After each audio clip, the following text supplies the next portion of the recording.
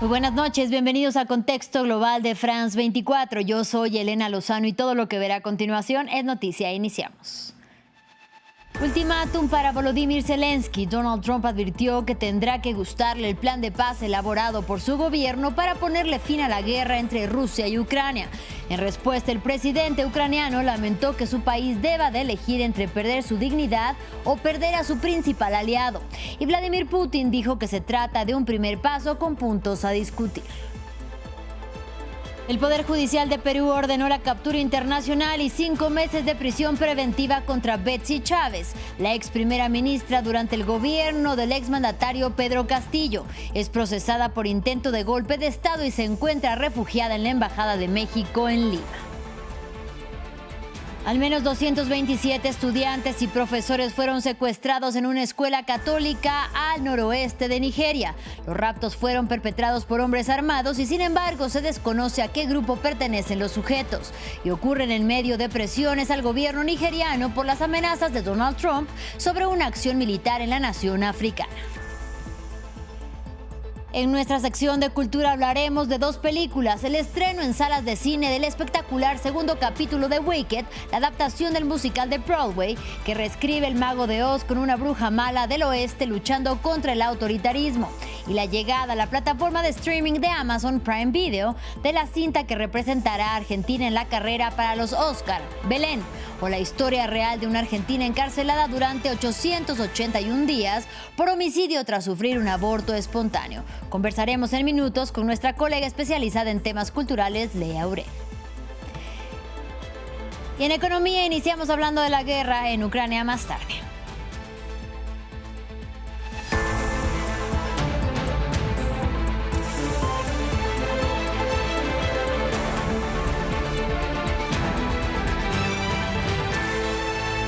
Iniciamos hablando de la guerra en Ucrania. Este viernes el presidente de Estados Unidos, Donald Trump, fijó como plazo hasta el próximo jueves para que el gobierno de Volodymyr Zelensky responda a su plan de paz de 28 puntos, una propuesta que recoge las principales exigencias planteadas por Rusia desde hace años: la cesión del territorio ocupado, la reducción del ejército ucraniano y que Kiev abandone su aspiración de entrar a la OTAN, que tampoco podría desplegar a sus tropas en el país. Ampliamos a continuación. Ucrania está enfrentando uno de los momentos más difíciles de su historia, según dijo el propio Volodymyr Zelensky. El plan de paz de 28 puntos propuesto por Estados Unidos plantea que Kiev ceda territorios, reduzca el tamaño de su ejército y no entre en la OTAN, condiciones consideradas anteriormente como inaceptables para el presidente ucraniano, que aseguró que no traicionará a su país.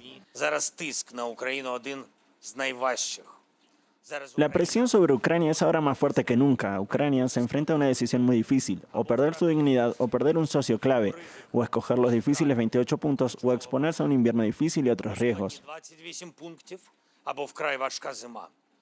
Además, la propuesta de Washington se acompaña de presiones sobre Kiev.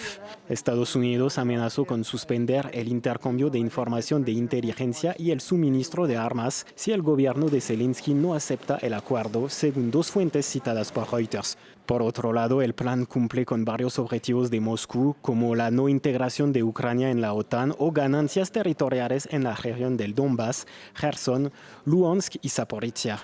Por lo que Vladimir Putin declaró que aunque puede seguir avanzando en el campo de batalla, también está dispuesto a negociar la paz.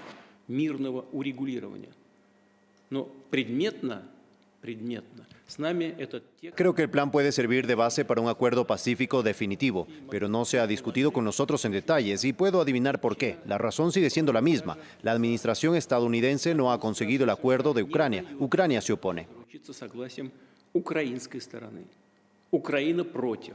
El mandatario ruso no dudó en aprovechar la ventaja y amenazó a Ucrania con conquistar más territorios si Zelensky rechaza el plan estadounidense. En el canal Fox News, Donald Trump dio a Volodymyr Zelensky hasta el próximo jueves 27 de noviembre para aceptar la propuesta, mientras que los aliados europeos de Kiev indicaron que no han sido consultados sobre el plan, mientras intentan dar una respuesta ante un devenir que los tomó por sorpresa. Escuchábamos al presidente Volodymyr Zelensky decir que Ucrania se enfrenta enfrenta al dilema de perder la dignidad o a su gran aliado en referencia a Estados Unidos. Mientras los europeos han sido excluidos de la propuesta, Donald Trump declaró que si Ucrania no acepta el plan de paz, deberá de seguir luchando sola.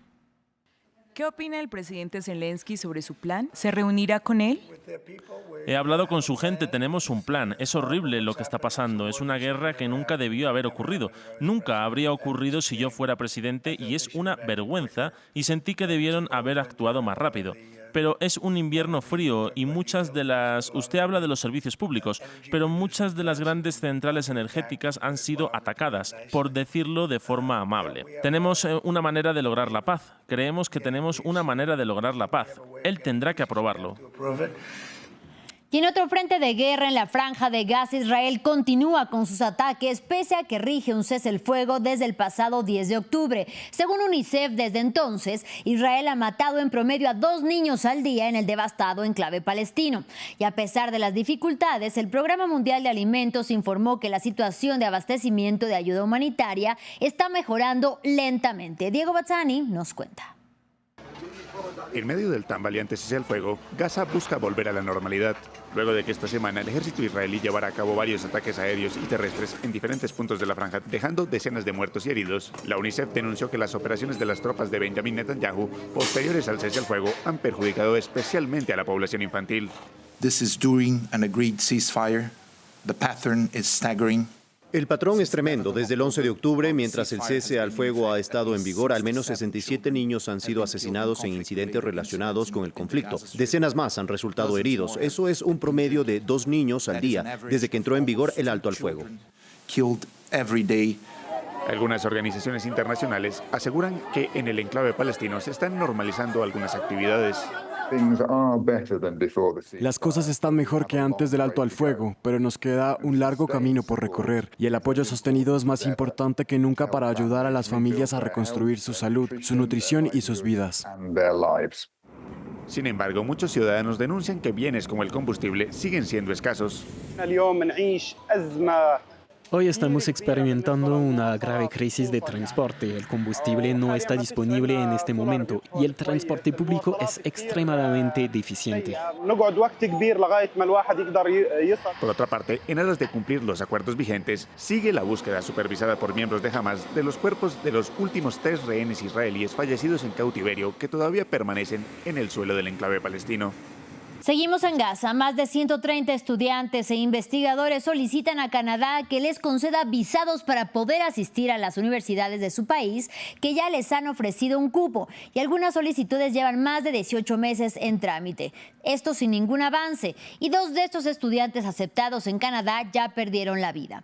El gobierno canadiense acusa a las autoridades israelíes de impedir que estos estudiantes completen sus trámites de inmigración, pero otros países, entre ellos Francia, han logrado ya evacuar académicos del enclave. Aquí la historia. Sondos siempre ha sido la mejor de su clase aquí en Gaza. Sueña con convertirse en abogada especializada en derechos humanos y representar al pueblo palestino en la escena internacional. Mis estudios se vieron interrumpidos cuando la guerra destruyó mi universidad en Gaza. En 2024 fui aceptada en el programa de maestría en gobernanza global de la Universidad de Waterloo, lo que me abrió una pequeña ventana de esperanza. Sondos es una de los 130 estudiantes que obtuvieron una beca para estudiar en Canadá. Debían comenzar en septiembre, pero siguen esperando sus visas atrapados en Gaza. Algunos estudiantes perdieron la vida. Las gemelas Dalia y Sally habían sido aceptadas en la Universidad de Waterloo, al igual que Sondos. La universidad declaró que habían muerto en un ataque aéreo israelí el 5 de diciembre de 2024. La conexión desde Ottawa no es lo suficientemente estable como para que la profesora Nadia Abu Zahra pueda hablar con Sondos, pero intercambian notas de voz y videos. Hola, Sondos. Nadia trabaja sin descanso para defender la causa de los estudiantes de Gaza admitidos en universidades canadienses. El Ministerio Federal encargado de facilitar la llegada de inmigrantes a Canadá indica a France 24 que los retrasos en la concesión de visados se deben a los controles de seguridad y a las dificultades para evacuar a los estudiantes de Gaza. Ni siquiera solicitan el estatus de refugiado. La negativa a dejarlos entrar como estudiantes, como investigadores, es incomprensible. Los estudiantes han superado todos los obstáculos, han sobrevivido al fósforo blanco que quema una y otra vez hasta la muerte, han soportado todo tipo de bombardeos que han destruido todas las universidades de Gaza. En uno de los videos que Son 2 envió a Nadia, se la ve enseñando a niños en una tienda de campaña. Se oye por encima de ellos el zumbido constante de los drones. Reino Unido y Francia lograron evacuar a estudiantes de Gaza para que pudieran continuar sus estudios. Son 2 y otros universitarios de Gaza quieren saber por qué Canadá no lo hizo. Ahora vamos a África. Al menos 227 estudiantes y profesores fueron secuestrados en una escuela católica al noroeste de Nigeria. Los raptos fueron perpetrados por hombres armados y, sin embargo, se desconoce a qué grupo pertenecen los sujetos.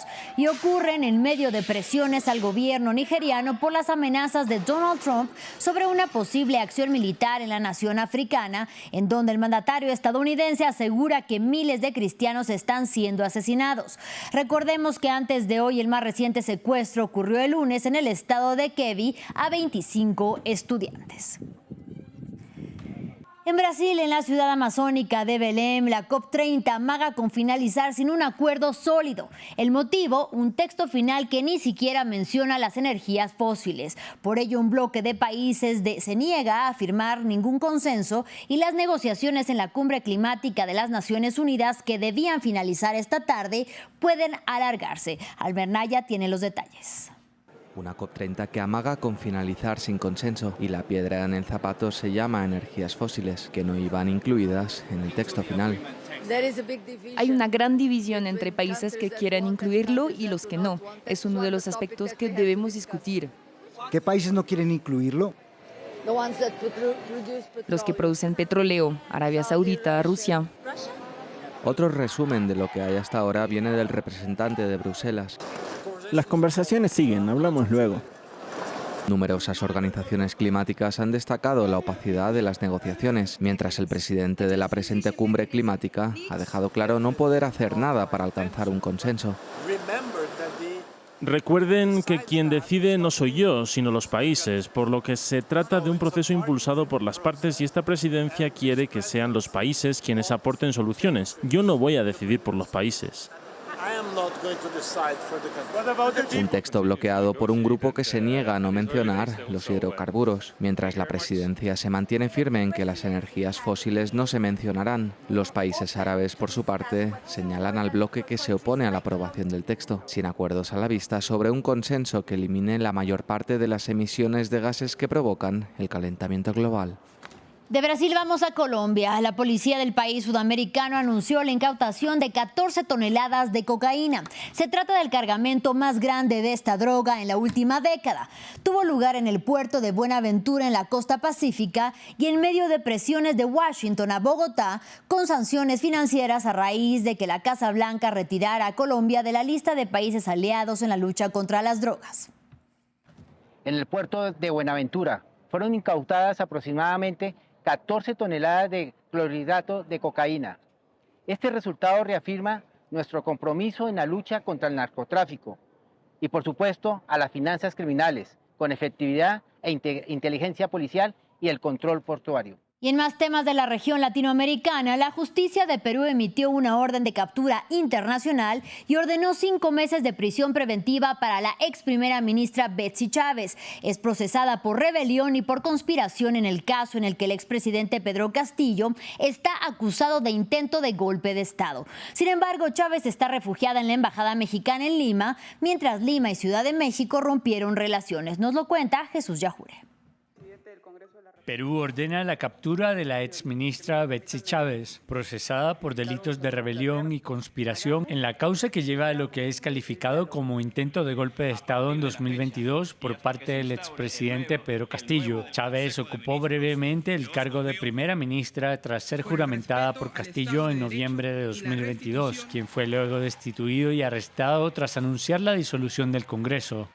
Se resuelve dictar prisión preventiva por plazo de 5 meses contra la acusada Betsy Chávez Chino y los oficios de ubicación y captura a nivel nacional e internacional respecto a la acusada. Chávez se encontraba en prisión preventiva, pero el Tribunal Constitucional ordenó su excarcelación al considerar que fue víctima de detención arbitraria y aceptar un recurso de habeas corpus presentado por su defensa. Chávez se encuentra actualmente refugiada en la residencia del embajador de México en Lima. Su ingreso a la sede diplomática fue protestado por el Congreso, que lo tildó de acto de injerencia y declaró persona non grata a la presidenta de México, Claudia Sheinbaum. El canciller peruano afirmó que se trataba de un acto hostil y anunció la ruptura de relaciones con el gobierno de la presidenta Claudia Sheinbaum. Sheinbaum, por su parte, dijo en su momento que se trataba de una decisión desproporcionada. Ahí es donde, debido a esto, el actual presidente de Perú, a través de su canciller,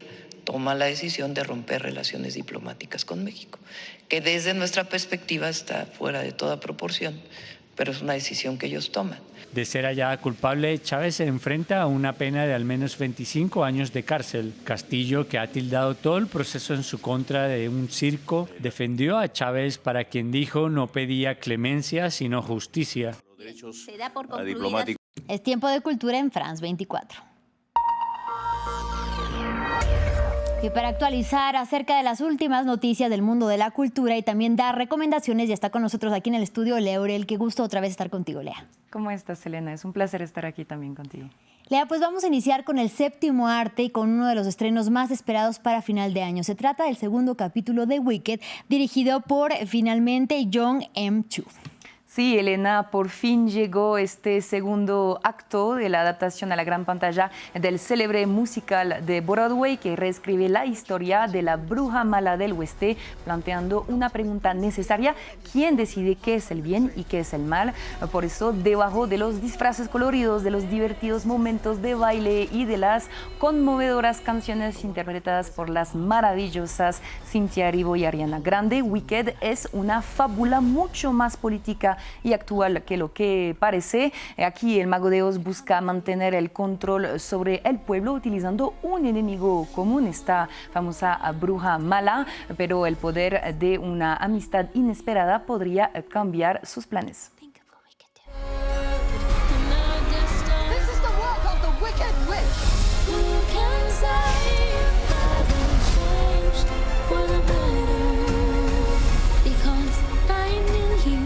Done to me. Because I knew you. Because I knew you. I have been changed. Think of what we could do together. Las dos estamos emocionadas porque llegue Wicked. 100%, sí. Las platicaremos después. Y bueno, Lea, nos querías recomendar otra película. Se trata de Belén, que se estrena en la plataforma de Amazon de Prime Video y que además va a representar a Argentina en los premios Oscar. Así es, Elena, las 5 películas seleccionadas en la categoría de Mejor Cinta Internacional en los premios Oscar se darán a conocer en unas semanas, en enero, pero mientras tanto ya pueden descubrir esta otra historia de lucha y coraje protagonizada y dirigida por Dolores Fonsi, a la diferencia de Wicked, que Belén se basa en un caso real que cambió para siempre las legislaciones en torno al aborto en Argentina. Es el caso de una joven de la provincia de Tucumán que fue encarcelada durante casi 3 años por homicidio tras sufrir un aborto espontáneo cuando ni siquiera sabía que estaba embarazada. Esta película narra entonces su proceso de liberación gracias a su abogada y el movimiento social que esta historia despertó en el país. Es una película potente, pero sin melodrama y con bastante humor e ironía, a pesar de lo escalofriante que fue esa injusticia, y es una película que les impactará seguramente, como lo muestran esas imágenes. ¿A quién defiende la justicia si no esas personas como Belén? Te va a estar viendo todo el mundo, Pau. Libertad para Belén, ya. Nos vemos en las calles.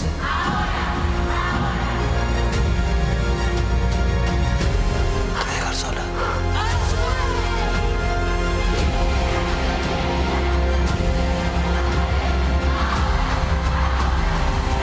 Escuchen, porque esos gritos no van a parar.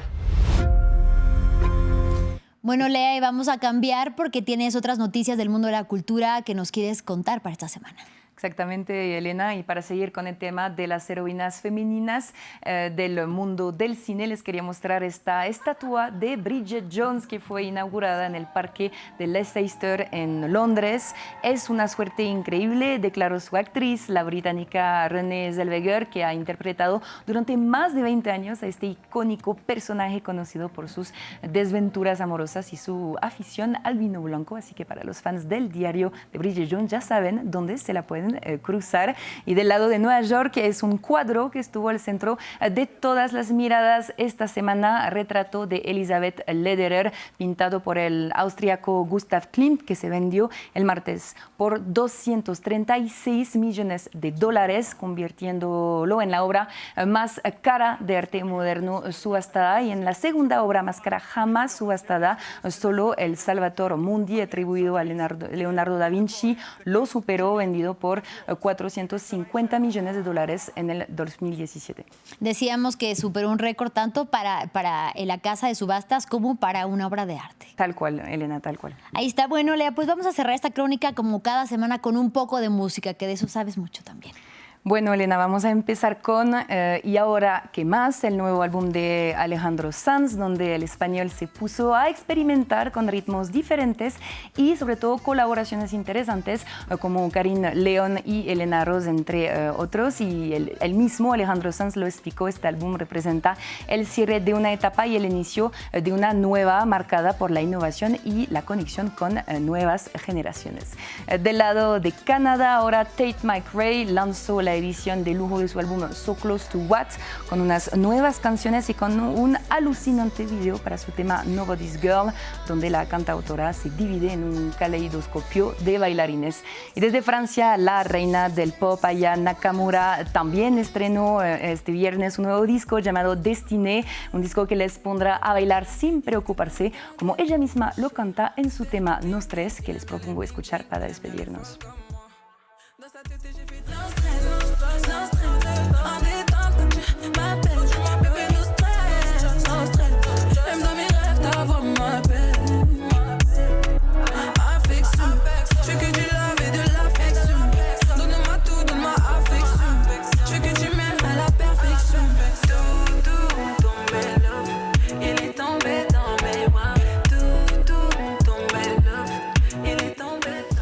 Pues a este ritmo cerramos la crónica de cultura, como siempre. Un gusto y gracias, Laurel. Muchas gracias a ti, Elena. Y gracias a ustedes por su compañía. Es hora de Economía en France 24. Ya viene con nosotros Juan Pablo Lucumí.